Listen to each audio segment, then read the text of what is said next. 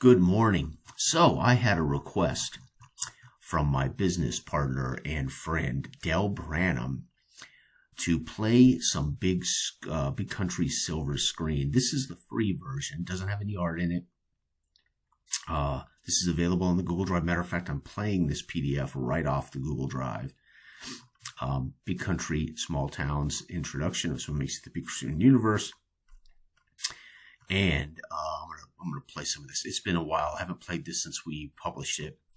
Not because I don't love it, but because I've just been, again, too many great things going on as far as gaming, not only our own games, but other great games out there in the universe. And of course, life itself just gets in the way. So the old story, too many great things, too little time. So here's my setup. You don't have to do this, but I like to give things context. Big Country, 1947, ... There are 5 primary studios in business with smaller affiliates unable to do business without distribution help from the Big 5. The Big 5 are Tower, Monolith, Acme, Red Wolf, and Totem. In 1948, a new studio opens its doors for business and introduced a new style of film noir, ... Tower Pictures is owned by Gabriel Brothers, headquartered in Central City. Monolith Studios, owned by Marcus Steele, headquartered in Central City.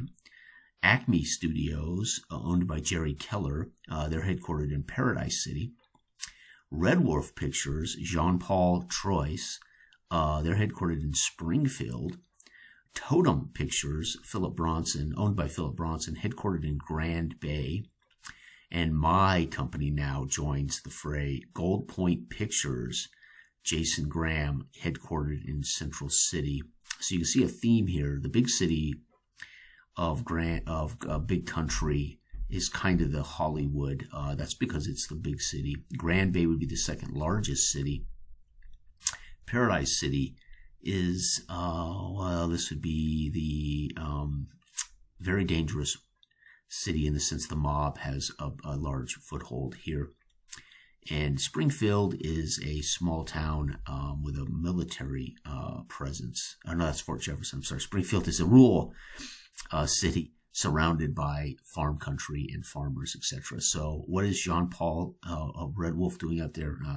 Who knows? Cheap must be large areas of field to build sets. I don't know. The war years were good business for Monolith as they focused on patriotic traditional movies, as opposed to Red Wolf's overtly cynical art house depiction of war, hence their capital and their reputation during the war years. The other studios provided respite from the world events with non-war films. So Tower clearly did well. Their reputation +2. They make dramas, and their specialty are mysteries, so dramatic mysteries. Monolith, not doing poorly here. Good reputation, but that's because their brand is war, their specialty is war. Acme, $7 in the bank. Their reputation is all right. They make comedy monster movies. So, again, they don't have to make these. This is what they specialize in. This is their brand. They're known for. People would talk about the Acme comedies. Red Wolf, you can see their problem. 5 capital, -1 rep, but they're focused on art house films. And unfortunately war. So might not have gone over well with a more patriotic, traditional Big Country during the war. Either confusing or abstract or maybe even anti-war, So the Red Wolf suffered a bit. Totem, $4 in capital, +1 rep though. Their brand is romances. However, they specialize in westerns, so obviously many of their romances are going to be set in the western themes, right? And now gold. We have to roll. How much money do I start with? 2d6 roll here. Well, there's a 5. Yellow die, hit the floor, 6. All right, so we start. That's not bad. We're going to have 6. Reputation for us, because we're brand new, 0. All right, our brand. This is going to be fun. What is our brand? Our brand, 1d6, is... Oh, wait. We already know. Our brand is... period pieces. Okay. Oh, God, that's expensive. In reality, period pieces would be pretty expensive. And we are film noir, though. So imagine that we make period pieces. However, we are bringing, in a way, a new style of filmmaking, the idea of film noir. So that doesn't mean all of our movies are period piece film noir. It just means this might be what we were known for. We might have been a small little company, and after the war, after being a war profiteer, selling bullets to the federal government to help win the war, I've got a little money in my pocket, and I buy up some little studio who's been struggling under the stranglehold of the Big Five, and I invest some capital and money in it. They were known for period pieces, and but film noir is our specialty. All right, year one. Now, see, this is going to take a long time. I'm not going to play the entire game out, but I will play out the first year if I can. So normally what you're going to do, of course, is employ 2 writers, 2 directors, 2 actors, and 2 actresses. Why? Because you have to make 2 films a year. And so I'm going to focus on I'm going to focus on my movie company for the year one and just see how we finish the first year, so I can compare to their rep, right? So remember, the game is based, you have to have capital to make money, but reputation is how you win the game. So I'm going to just play one turn. This would be considered, 1948, and see if I can't catch up. I haven't made any movies with these guys. I just created them. And I created them based on, I rolled up their random cap, but I gave them reputation based on their brand and specialty. They would have clearly been doing well because they were making war movies during the war years. All right. So 47 would have gone along, plodding along, until I was able to finalize and purchase this small company and push them into the Big Five. Okay. So year one, who's at gold, right? So gold, we've got our actor. And we're going to have our actress. And yes, I'll use traditional terms because it's easier for this, although I know a lot of people don't want to see genre-based terms. Tough. In the real world, we have to communicate, and I don't mind communicating with traditional terminology. Writers, and then our director, and then our writers, directors. That's it. Okay, writers, directors. Okay. Oh, actually, I don't need that. I can just put, well, yeah, I do need it, actually. Actor, actress. There we go. All right, here we go. Let's roll up our first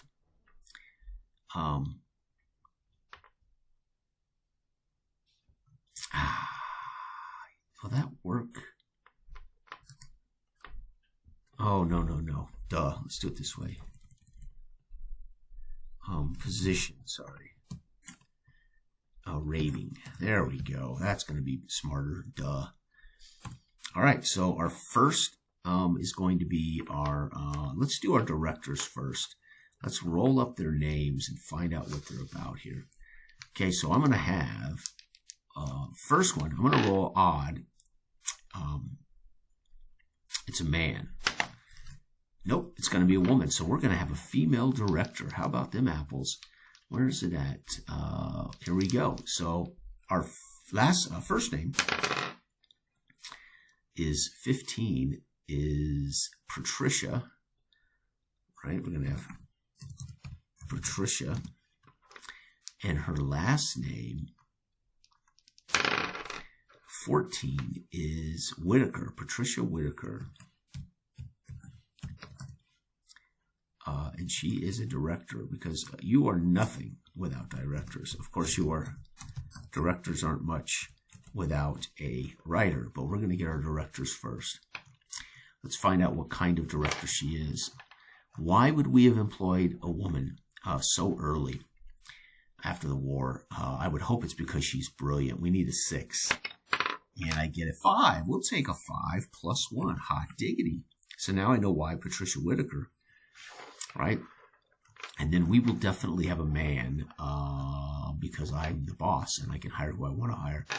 We're going to hire a man here. And that man is going to be 55. 55 is Steve. Well, that's pretty blasé. Steve. Of course, you don't necessarily want your directors to overshadow your actors and actresses. And 42. 42 is Billings. I say that not meaning to insult anybody with the name of Steve. What I mean is it's not necessarily a 1940s name. 42. Where am I at here? What did I roll? 42. Billings. Here we go. And he's a director. Okay. Let's see if we have 2 really good directors employed here under contract. All right. We still want those 5 or 6s. We're going to get a 2. He's a -1. Whoops, -1. All right. Writer number 1. Odd. It is a man. Nope. It's going to be a lady. So we're going to have a female writer, 26. Yolanda.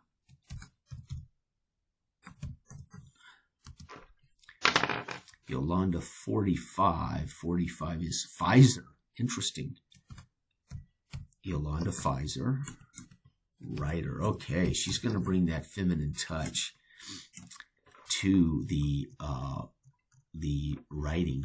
We'll have to feature her on romances, etc. Maybe, right? Because she'll be writing from a perspective. Again, men aren't running to romances. They're going with their significant others and girlfriends on dates. So they really need to speak to women, but somehow entertain men.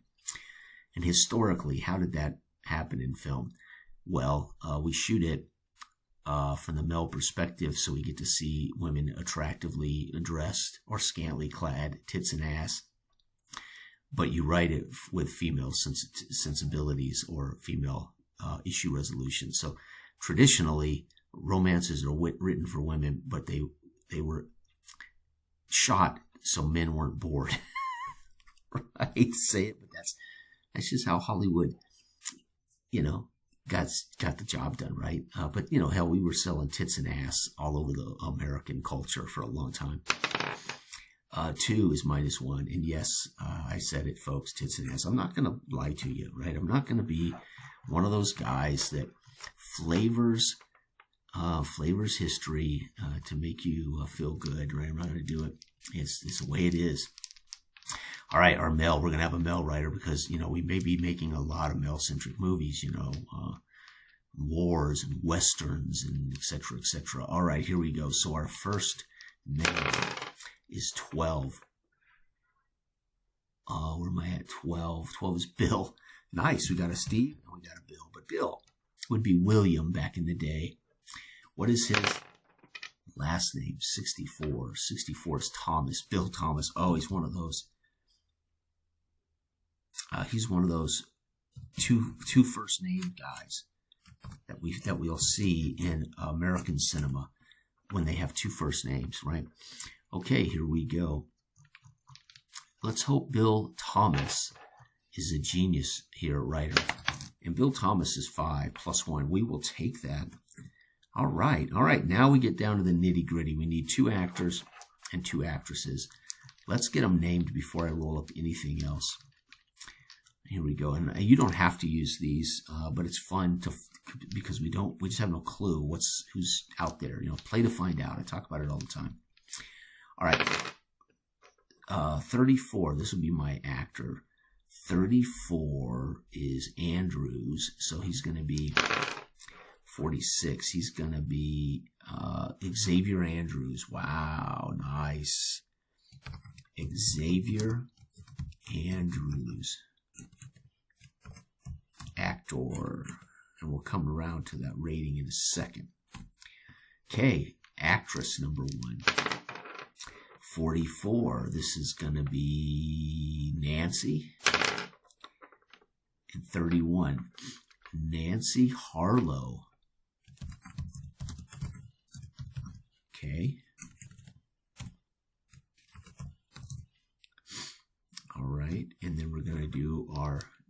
Nice, Mel.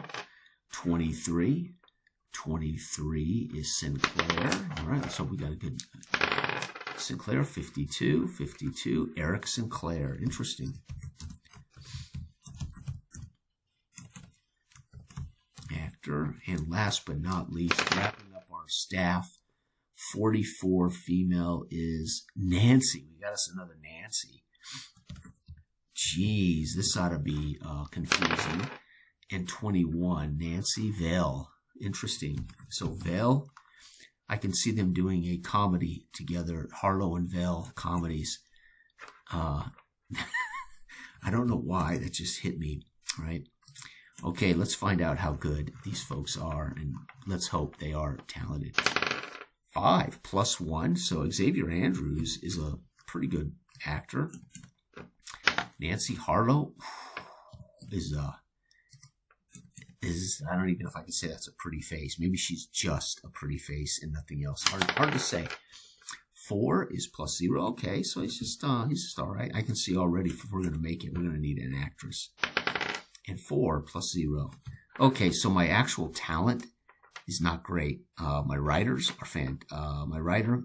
So I do have a strong director, strong writer, and a strong actor. So this will all add up to making at least one movie a year, right? That could be productive. All right, now folks, it's time to make movie 1. Okay, so movie number 1. Okay, here we go. This is so much fun. I forgot. Okay, so very simple. We've made everything we need to make. Now it's very simple. You roll for your writers, a synopsis, and then roll your genre, right? Career points. So first off, our first screenplay is going to be 1. It's going to be a Rags to Riches, Rags. So our first film is going to be a Rags to Riches tale. Rise. Okay, nice. Oh, sweet. But what kind is it going to be? If your film brand fits the studio, we're going to get a +1 film score. So come on, baby. We need to roll a period piece. 3. No, we're making a we're making a romance. Okay. And it is a romance, Rags to Riches romance, right? And then it's going to be, actually, I don't need to do that. Let's go romance. And what genre is it in? It's going to be 5. 5 is mystery / crime. Oh, Rags to Riches. Oh, crime drama. And you'd say, well, how does that work? Well, you can imagine the gangster film, Rags to Riches. He starts as a poor kid on the street, and he makes his way to the top as in the mob, and along the way falls in love, right? Or it could very easily be, well, I don't want to give it away. I got to write it now, right? We have to write a synopsis. This is, for me, I love this part, right? You don't have to do this, but I think it should be part of the game. I think we do say in here, make an effort to write a synopsis. So here we go. Who do I cast for this? This is our opening film under so I'm going to want to put money in this as far as the top people. Can I trust Patricia Whitaker to make a good Rags to Riches romance crime? Yeah, I mean, it's Patricia Whitaker's a female, so we're looking at that romance. Can she do crime? Well, hey, the screenwriter should handle the crime portion. So we're gonna cast director Whitaker, or put her to work, Whitaker. She's gonna be a +1. We're gonna have our writer. You've got to use, of course, gosh dang it, Yolanda Pfizer or Bill Thomas. Remember, I want this has got to be our big film of the year. We're opening up. Yeah, we got to go with Bill Thomas. So our writer is going to be Bill Thomas. +1. There's no doubt Xavier Andrews will be cast as a young boxer who's going to be, so what will be the crime portion of my Rags to Riches? He's going to be a young boxer. The crime will be the mob are going to get involved with owning his contract and maybe making demands on him. He'll obviously have there'll be a romantic portion. So we're looking at a boxing mob movie. And listen, some of my favorite films are boxing mob movies. Not quite noir. It would be a perfect noir film, except it's not going to be shot by director Whitaker with all of the noir things, like lighting won't be necessarily dark, and it might be missing some of the classic tropes. So it's not quite film noir for us. It's going to be obviously romance crime. And it's not a period piece because it'll be based on probably 1947, 48, 49, right around our actual time. So we got Whitaker Thomas, and again, our actor is going to be, we've got to go with Xavier, so it's going to be Andrews. Another +1. Last but not least, our actress.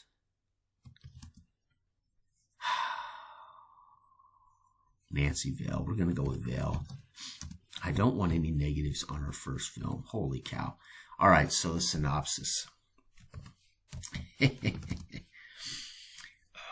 Whitaker as, okay, so we got actor Andrews. Johnny, Johnny,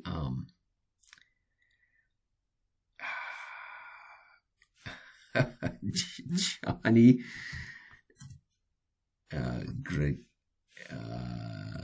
wait, Johnny, dang it, I can't think. Graziano, played by Andrews, is a young middleweight potential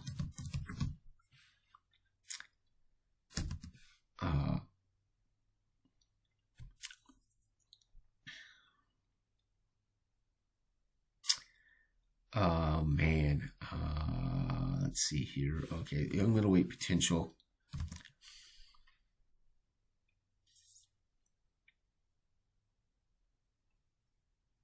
Young middleweight potential who has his slimy. Okay, he's a young middleweight potential who has his slimy manager sell his contract to Houston Wells, a local mobster,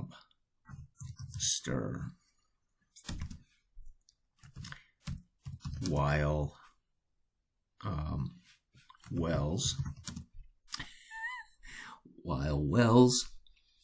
fixes all his fights and the kid climbs from street punk to middleweight champion and meets Harriet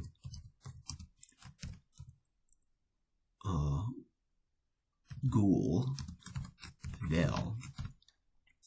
Here we go. While Wells fixes all his fights and the kid climbs from a street punk to the middleweight champ, rags to riches, and meets Harriet Gould and marries with a baby on the way.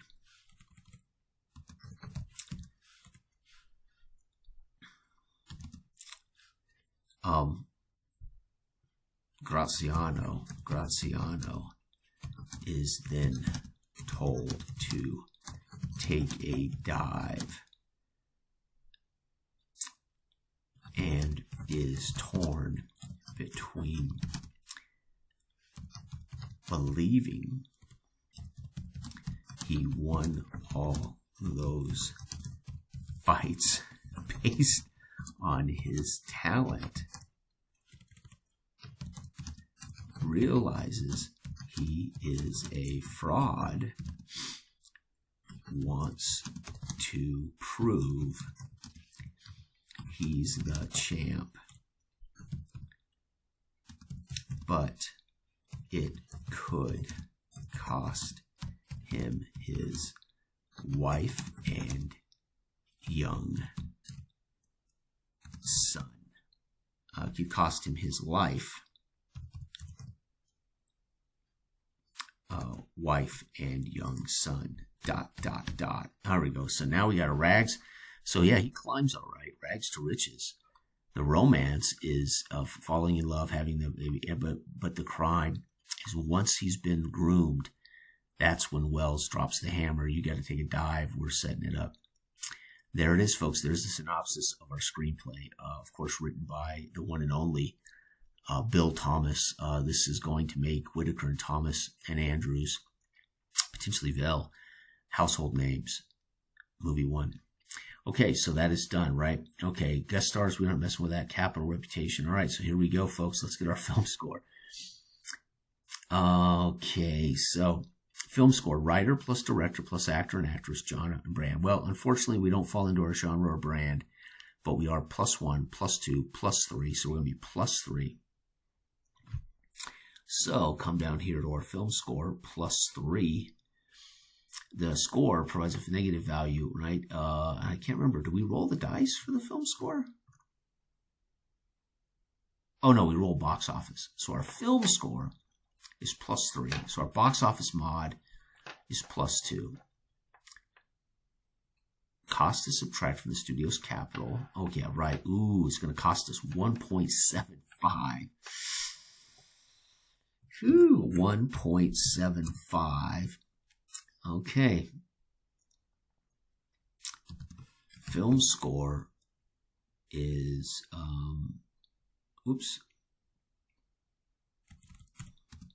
box office is +2. Here we go, folks. Wish us luck. The film score is, drum roll, please. Come on. This is, we got to name the damn film. What the hell is it? We got to name the film. What the hell? Let's go down here and name it. Oh my God. Oh, I forgot to roll all this. Okay, we should have a subject. Well, our subject, I already said, is I rolled up crime. So I kind of handled the subject part. Oh my God. Here we go. What's our movie title? Oh no. Okay, I see what it is. I see what I did. 1-4. It's Fast. Oh no. Film title. Movie 1. Fast 31. Fast Midnight. Fast Midnight. Okay, so how would that tie in? He takes his family and runs. Fast Midnight. So at midnight, he takes his family and runs. So we might actually see the film, The Rags to Riches story. Act 1 is seeing this young kid knock a couple of people out. His manager sells him. We're talking like a montage, right? And then a montage of him winning all these fights that we see the mob boss paying off people, but we're seeing those newspapers spinning, and it'll say Graziaso 3-0, Graziano big knockout 5-0, Graziano 12-0 fighting for the championship. And they're like movie, and then the movie Act 2 is him finding out he was set up, and Act 3 is him on trying to escape. Fast Midnight, taking his family on the run, right? And that would be ultimately, so Act 1 would not, so the movie would not be these 3 phases. It would be Act 1 would literally be a montage of his boxing career, and then the revelation of a plot point revelation that he didn't win all those fights. They were bought for him. So he thinks he's 15-0 middleweight champ, and he's being set up to be a cash cow, and then they're going to make a ton of money on the first middleweight defense. Meanwhile, he's got a brand new baby, et cetera, right? That would cover, and again, these in the montage, you would cover time. You'd see him as a young man, you'd see him rise up, you'd see him meet, something like that. Anyway, incredible. Fast Midnight, a boxing film. right? Jeez. Okay, a crime thriller, a mob film. Okay. Whew, I'm delaying making the roll. +2. You know, a lot depends on this. It's cost us 1.75. All right, but I get to add 3 to this, folks. So I need to roll a 6. 6 plus 2 is 9. It is a landmark film. What a debut for our studio. +3. I rolled a 6. We're going to make capital profit +3. All right, so we're going to make +3. Oh my God. And reputation +3. Rep +3. Okay, folks, film 1's in the can. We had to start 9. +3 we have, okay, so excuse me, 6 + 3, 9, minus 175 is 725. So we have 725 in the bank, and our reputation, our rep +3. Wow. So we already, in our first film of the year, we're giving Monolith a run. We're going to already have pretty good capital. We're giving Monolith a run. Okay, so film 2 on the year. That's awesome. Okay, where am I at here? Movie 2. So I named the movie last. I think I should do that again. That's kind of fun. Okay, folks, here we go. Movie 2 is what kind of film? Let's go up here to our screenwriters. And we don't have a choice now because our second movie is going to star the opposite people. So it's going to be a real interesting. So what kind of movie are the not so talented people going to make? 1, Rags to Riches was so, and I get it. Why would Rags to Riches be what we would do right out of the gate? It's post-war. People have come home. They want to know that the future of America has got a bright, bright future. And so why wouldn't you make Rags to Riches movies, right? It makes complete sense that we would be saying, my directive is, guys, we need to be positive about the future chance of people making it. So it's another Rise to Riches story. And right now, you got to imagine, around my studio, we are all smiles as the early box office returns and critical acclaim is coming in for this. All right, it is going to be, let's see here, 1, drama. We don't do drama normally, so we don't get any bonus for that. And genre, it is going to be 6, science fiction. What? Science. The synopsis for this is going to be Bear. Okay, we already know that Billings is our director.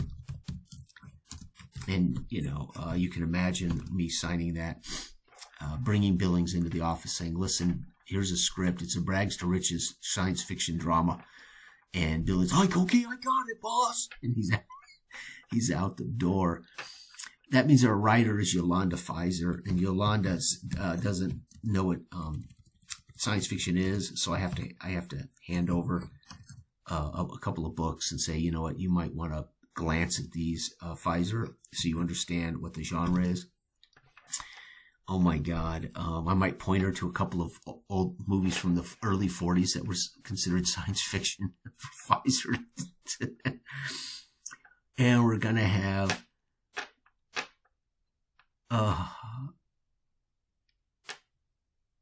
Eric Sinclair. Okay, they aren't going to help us. Okay, whoops, this is writer. Whew, this is going to be trouble. We're going to end up blowing all of our money. Yeah, Sinclair, we have to hope. And he's a +0. And then our actress is Harlow. Harlow, I can already tell you how this is going to go, so calm down. I'm in charge of this. Whew, God. Okay, so it's not. Thank God it's not a romance starring a -2 Harlow. Science fiction drama. Oh my God, synopsis. Rags to Riches, science fiction drama. Harlow is a bad actress. God. And what kind of thing would this guy write? Pfizer, what kind of thing would this guy write? Rags to Riches.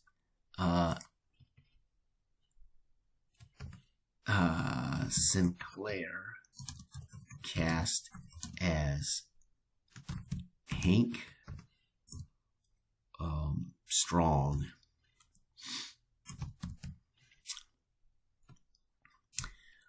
Sinclair cast as Hank Strong, a young pilot. Oh, science fiction. Sinclair cast as Hank Strong, a young pilot, testing a new jet engine for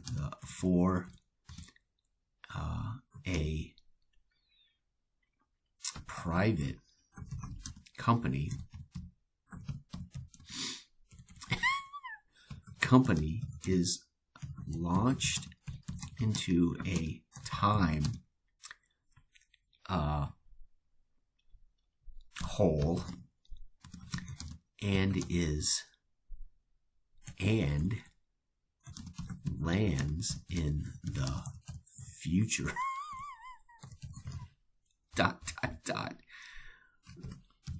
Where Harlow, as the evil queen,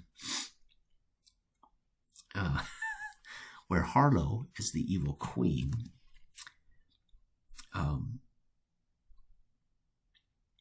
my God, Rags to Riches. So he's a young pilot testing a new evil queen,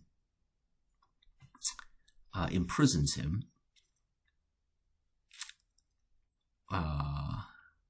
Evil queen. Oh my God, how do you spell imprison? Oh my God, I can't spell.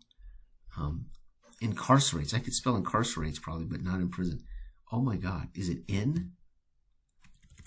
Okay. Puts him in the slammer, and he leads a prison break revolt and brings down the queen and becomes King Strong. And that's what I would title the film, but I don't get a choice. All right, let's roll the name of this thing.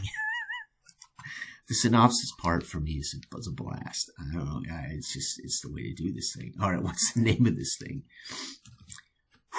All right, here we go. Movie prefix 56. Captain. Oh, that's perfect. Oh my God, Captain. No way. It better be Captain Comeback or something. 45.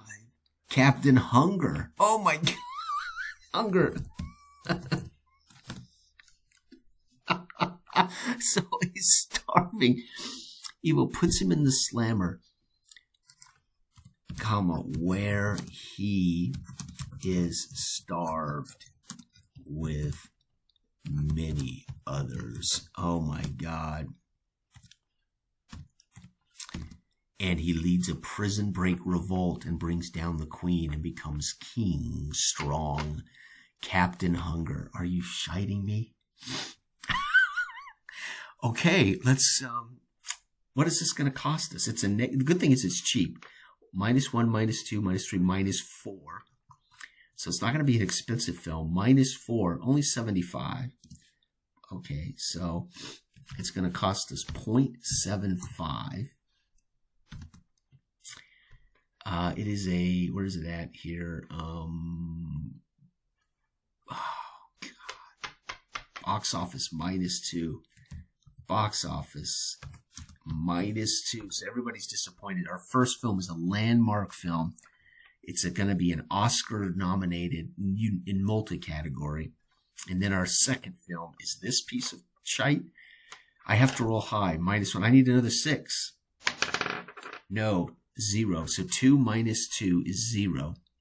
It's a bomb. Film score, dang it. Well, such is the life of a film studio owner. Bomb. Capital loss, 2 more. Oh my God. So it's going to be minus 2 more. And our rep, oh my God. And our rep -2.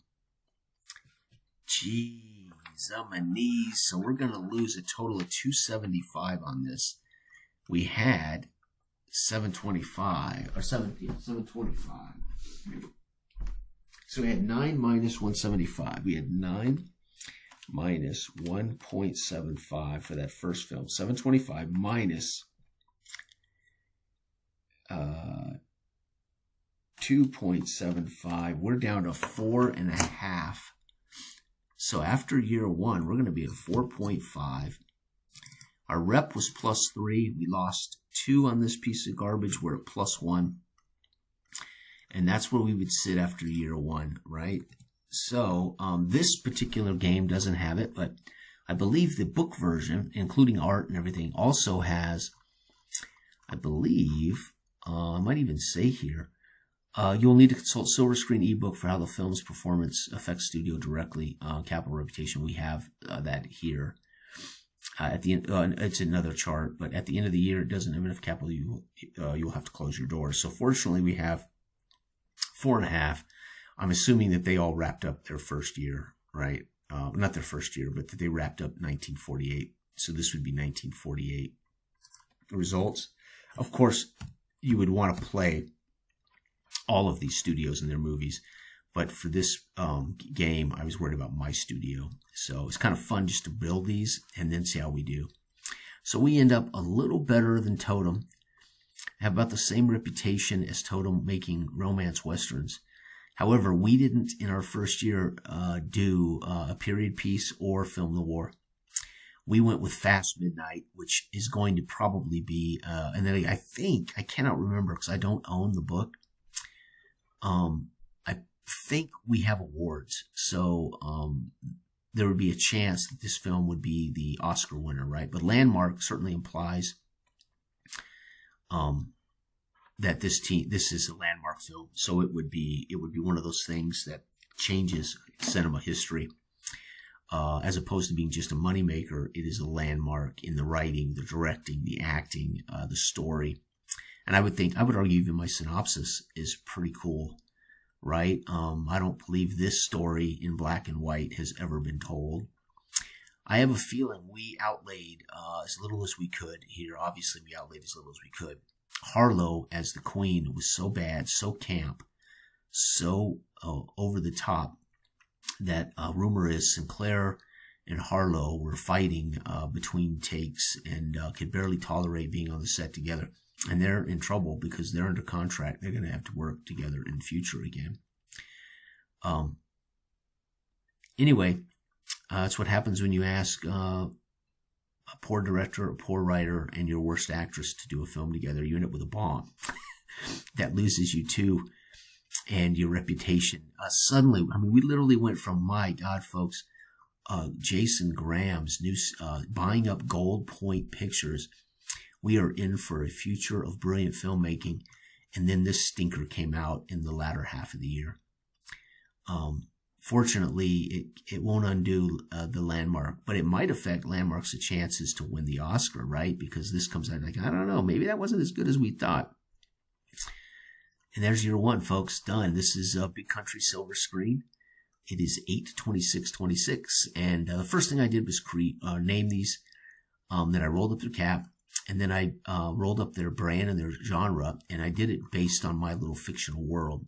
And I said, well, if they were drama mysteries, they'd probably do okay at the box office. A war film that had landed both would definitely have done well during the war years. So I basically just kind of created these based on where my Big Country universe kind of is coming from and where it's at in the Big Country, which is 1948. And then, of course, you guys saw me make my studio, and you saw me create my staff, and then you saw me cast them. And Fast Midnight, it will go down in history. People will be referring back to the old black and white masterpiece, Fast Midnight, in the 2010s when they try to make boxing movies, and it just won't be the same. Captain Hunger will be forgotten and eventually show up on stuff like Mystery Science Theater and Red Letter Media. Actually, Red Letter Media doesn't do old black and white bad movies. They do modern bad movies. All right, everybody, have a wonderful, wonderful remainder of your week. And all right, there you go, Dell. Dell's has been asking me to play some more Silver Screen because he enjoys listening to the commentary. And he asked yesterday. Dell's been a little under the weather, so I had to reach out and do this for my business partner and friend. All right, Dell, get well, my friend. I hope this was fun. All right, bye-bye.